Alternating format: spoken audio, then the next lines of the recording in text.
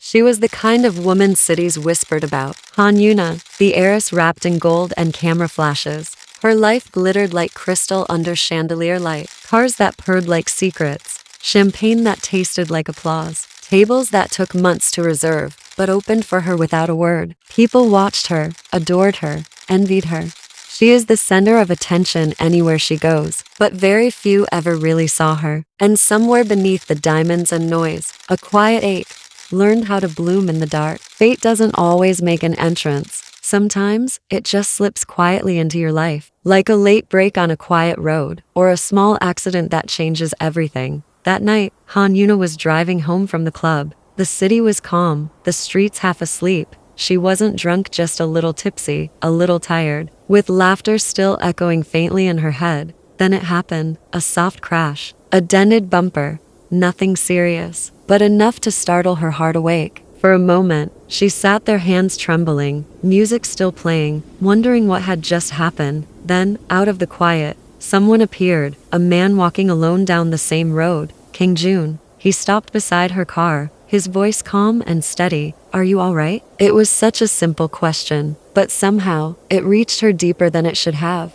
She looked at him, kind eyes, gentle tone, and for the first time that night, she felt safe.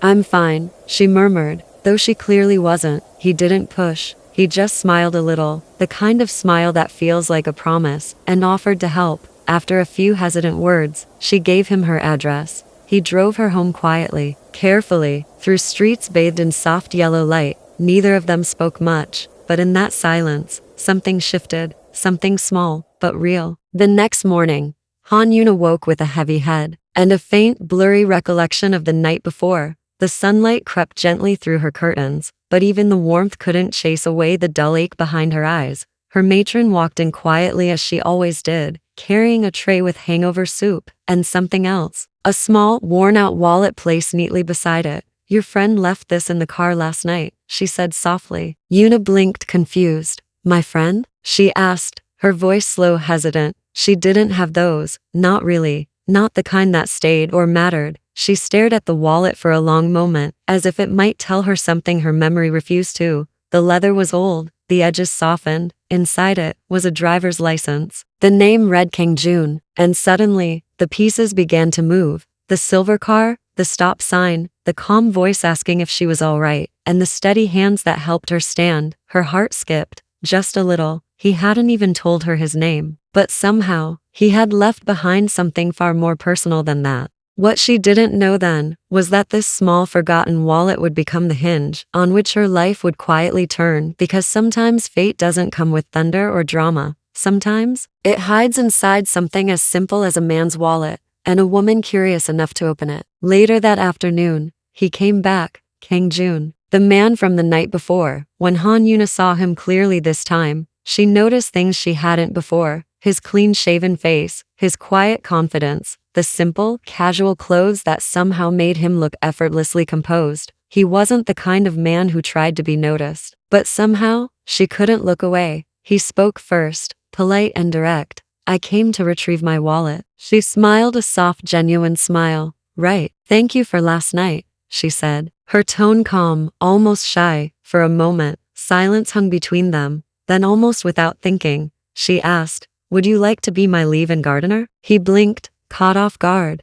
"How did you?" he started, but then stopped, realizing she must have seen his business card in the wallet. Her eyes met his, steady but kind. There was something unreadable in her gaze, part curiosity, part something else. He hesitated, rubbing the back of his neck. "Thank you, but I'll have to decline," he said gently. "I don't do leave-in jobs. I'm a freelance gardener." Euna tilted her head slightly, thinking.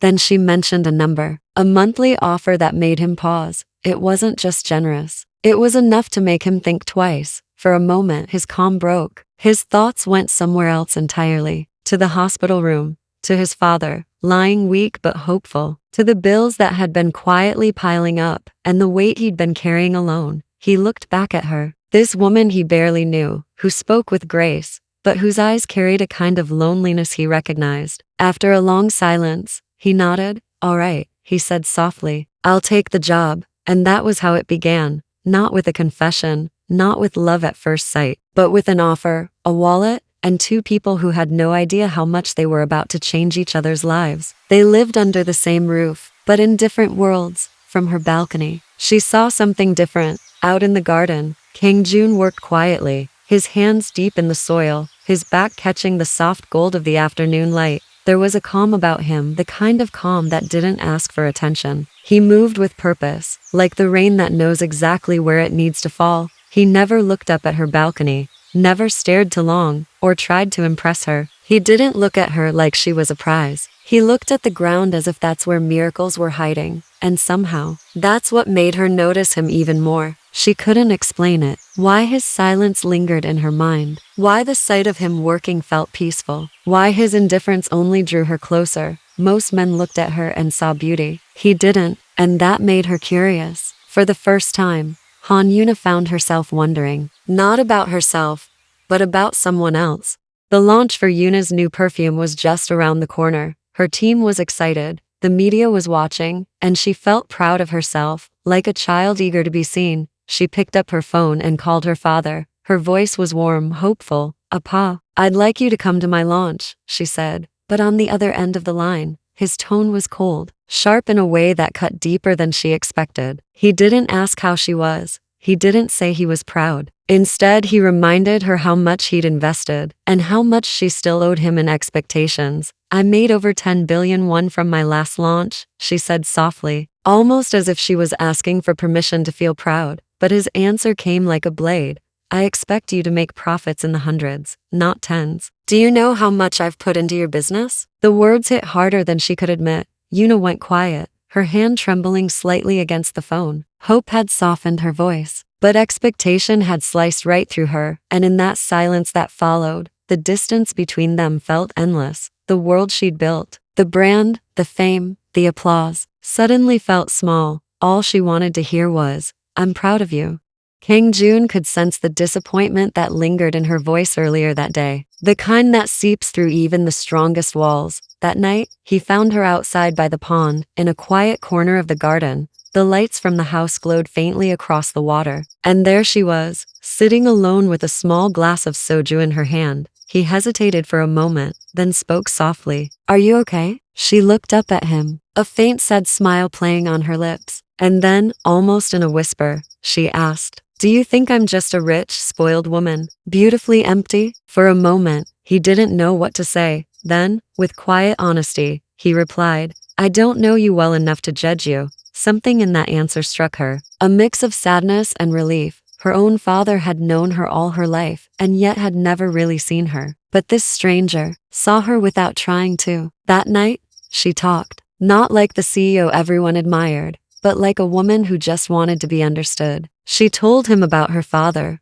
the pressure, and the loneliness that came wrapped in applause, and he listened, silently, patiently, no judgment, just presence. He began to see her differently, not as the glamorous woman in the mansion, but as someone real. And when he spoke about his father, his voice softened too. The distance between them disappeared. For that night, they weren't a boss and her gardener. They were two souls meeting in the middle of their broken pieces and finding comfort in being seen. Something unspoken began to take root, something that neither of them dared to name, but both quietly felt.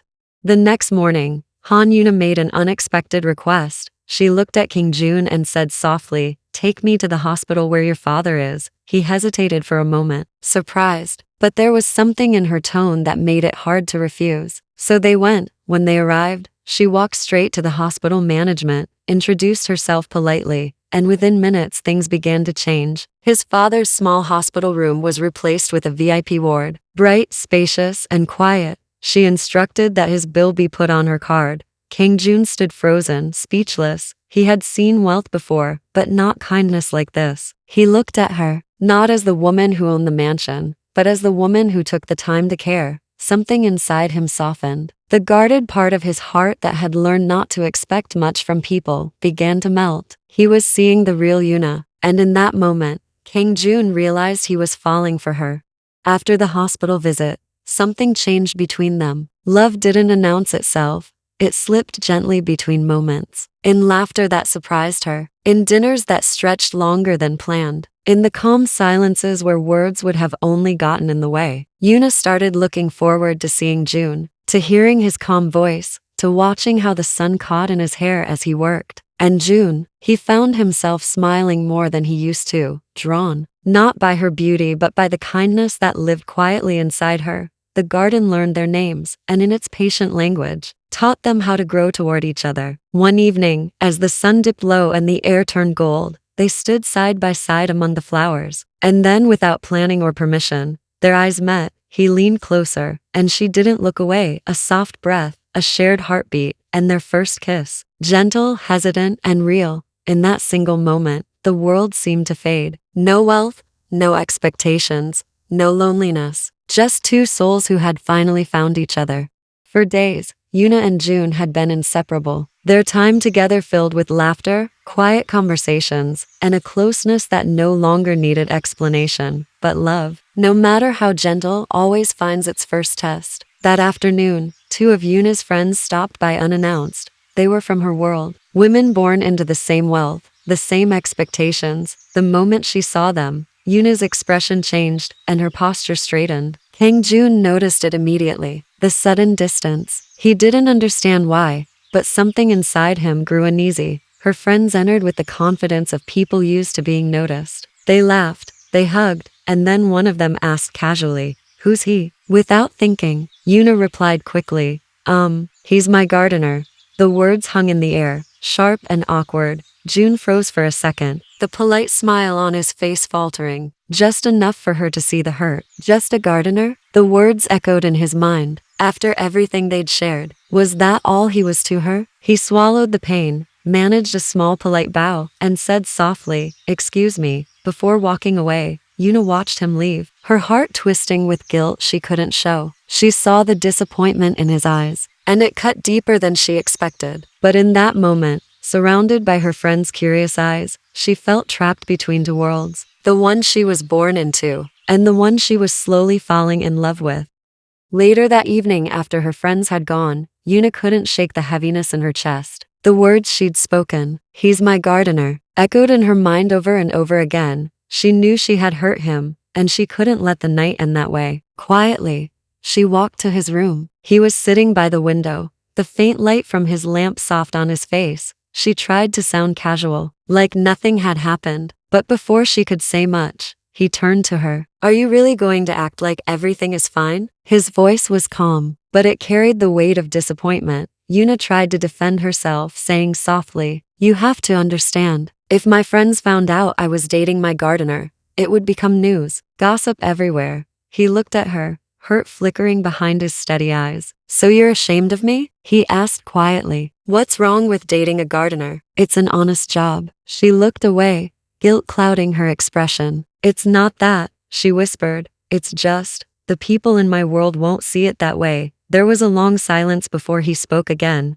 "Then maybe," he said gently, "you should stay in your world, because I can't be in love with a woman who doesn't." She cut him off, her heart skipping. "Wait, what did you just say?" He froze, his voice softened. "That's not important." But she stepped closer, and she whispered, "I love you too." The room fell quiet. No arguments, no pretenses, just the sound of their breaths, and the truth hanging softly between them. They stood there, staring at each other, their eyes speaking what their hearts already knew. "I'm sorry," she said, her voice trembling. "I will never hide who you are, or what you mean to me. I love you, Kang Joon." He took a slow breath, his anger melting into something gentler. "I love you too, Euna," he said softly, and in that fragile, beautiful moment, the distance between their worlds disappeared, basking in the warmth of a love that no longer needed to hide.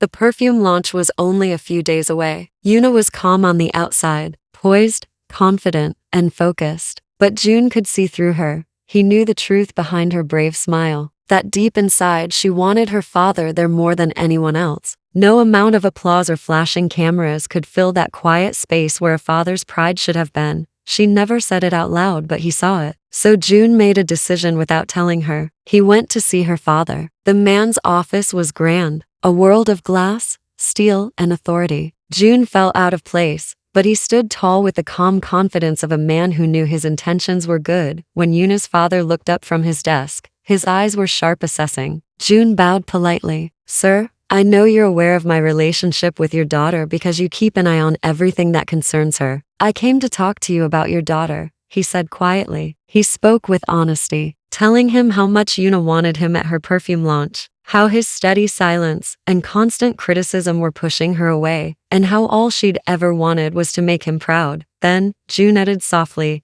I know I'm not the kind of man you imagine for her. I'm not wealthy, and I don't come from a big name, but I'm a hardworking man with the zeal to become successful. I care for her, and I respect her. Yuna's father leaned back in his chair and sighed. He looked at Joon, really looked at him, and for the first time, there was no pride in his eyes, only reflection. I don't care about wealth or background, he said slowly. I didn't come from money either. What matters to me is hard work, and a man who stands by his word. Joon bowed his head again, humbled. He hadn't expected understanding, but Yuna's father saw sincerity that couldn't be faked. By the end of their conversation, Yuna's father was impressed. He didn't say much, but as Joon left the office, the older man's expression had softened. It seemed like a door had quietly opened. The night of the launch, the lights were brighter than ever, but for once, they didn't blind her.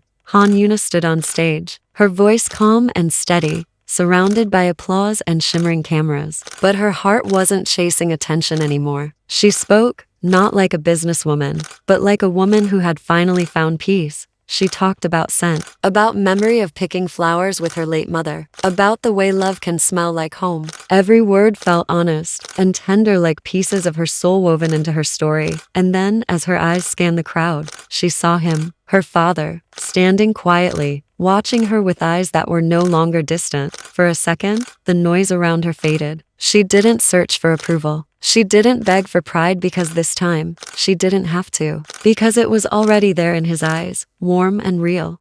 After the event, he came to her, his voice softer than she'd ever heard it. I'm sorry, he said, for not seeing how much you've accomplished, and for belittling what you've worked so hard for. Euna smiled, tears close but unshed. And then he added quietly, that young man, Kang Joon, he's a good man, a keeper. Don't lose him. She blushed, caught off guard but happy. With a gentle smile, she whispered, I know. Yuna's father also thanked Kang Joon for opening his eyes to seeing the grave mistake he was making. In that moment, the distance between them disappeared. A father's pride, a daughter's peace, and a love that had begun in the quiet of a garden, all found their place beneath the same light.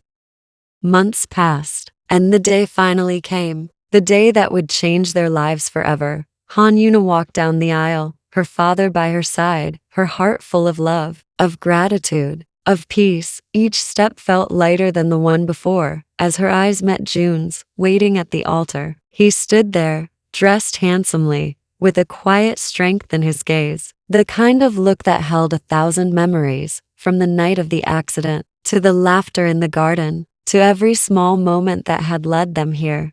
Before family and friends, they spoke their vows, simple, sincere, and true, promises not written in perfection, but in understanding, in forgiveness, in love that had been tested and proven real. The officiant smiled gently and said, with these vows, I now pronounce you husband and wife. Joon looked into her eyes, the same eyes that had once been filled with loneliness, now shining with everything he had ever hoped for. And there, surrounded by everyone who mattered, they sealed it with a kiss, soft, genuine, and eternal. Two souls who had met by chance, found there forever. In the months that followed, life bloomed beautifully for them. Kang Joon now owned his own flower showroom, a thriving company delivering blossoms across the nation. Yuna's perfume brand continued to shine, selling out each time it launched. Together, they built a quiet world of love and success. Two hearts, one harmony, and through every season, they never stopped choosing each other.